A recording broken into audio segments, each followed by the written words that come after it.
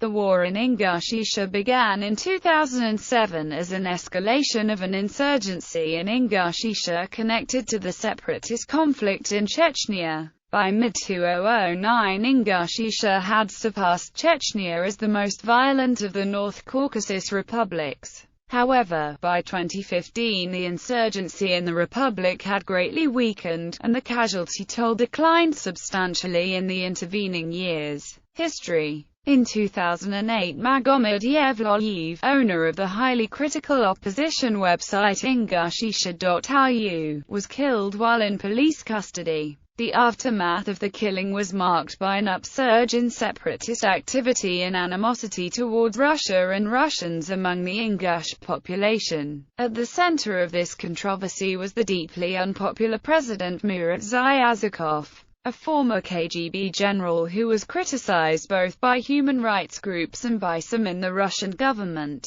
The Ingush Interior Minister Musa Medov was targeted by a suicide bomber in October 2008. Eventually, Zyazikov was asked to resign. On 30 October 2008, Russian President Dmitry Medvedev signed a decree to remove Zyazikov from office and replace him with Lieutenant Colonel Yunusbek Yevkurov.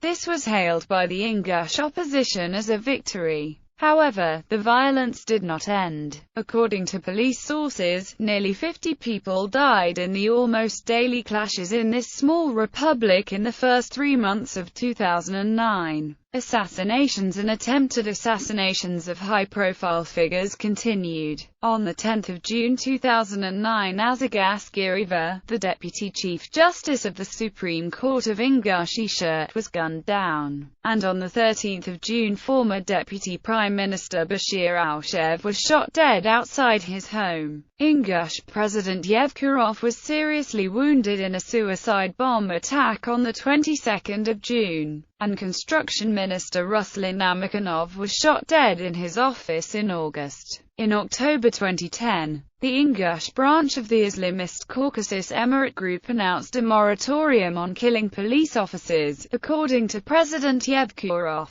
400 police officers had been killed in Ingushetia in the 5 years to 2 October 2010. After 2010, the levels of violence in Ingushetia began to decline. This trend continued, with total casualties in the republic falling by over 60% from 2013 to 2014. In 2014, the insurgency's leader Arthur Getagajev was killed by security forces. By mid-2015, Yevkurov was claiming that the insurgency in the republic had been defeated. He claimed that 80 fighters from the group had turned themselves in and been given amnesty, and that the remaining active insurgents were greatly reduced in numbers. Reasons suggested for this decline, which was reflected more broadly throughout the insurgency in the North Caucasus, included the deaths of high-ranking insurgency commanders, the increased targeting by security forces of the support infrastructure relied on by the insurgents,